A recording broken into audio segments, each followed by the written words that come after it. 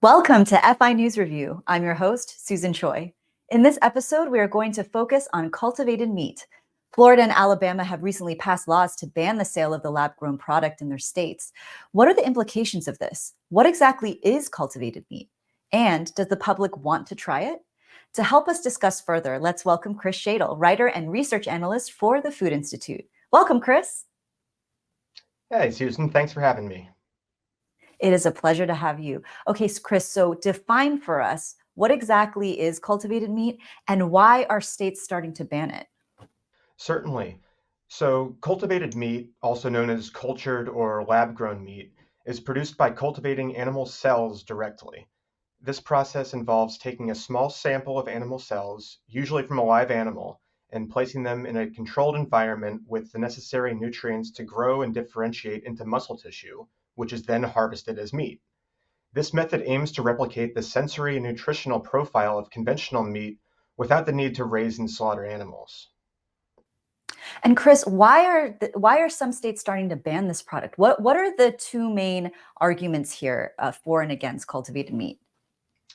Sure. So proponents of cultivated meat, on the environmental side, supporters argue that cultivated meat can significantly reduce the environmental impact of meat production, including lower greenhouse gas emissions, reduced land and water use, and decreased deforestation. Animal welfare advocates argue that cultivated meat is more humane than traditional meat production, reducing the need for animal slaughter and potentially improving animal welfare standards. Opponents of cultivated meat, however, see economic concerns first and foremost. Critics worry about the potential economic impacts on farmers and the conventional meat industry, fearing job losses and market disruptions, not to mention the, as of now, still prohibitively expensive costs of large-scale cultivated meat production. On the health and safety front, some skeptics question the long-term health effects and safety of consuming lab-grown meat, citing the need for more research and regulatory oversight. Some pretty convincing arguments on both sides of the issue. Chris, let's talk about consumers.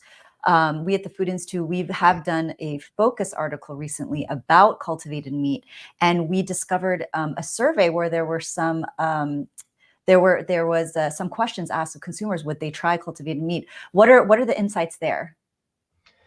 Yeah, according to a McKinsey study, which was cited in that recent Food Institute focus article, consumer sentiment toward cultivated meat is trending positively, but only by a thin majority.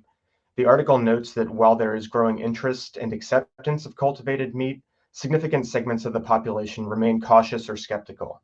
Specifically, around 50 to 60% of consumers expressed a willingness to try cultivated meat, indicating a slight majority are open to the idea, but there's still a substantial portion that is hesitant due to concerns about taste, safety, and naturalness.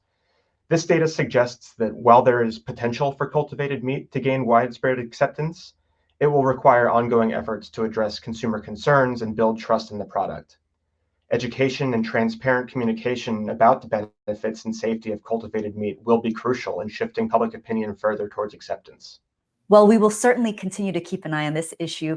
Chris 𝗟𝗟𝘁, writer and research analyst for the Food Institute. Thanks again for joining us. Thank you, Susan.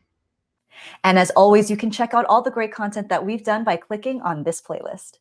Till next time, I'm Susan Choi. Take care and have a great weekend.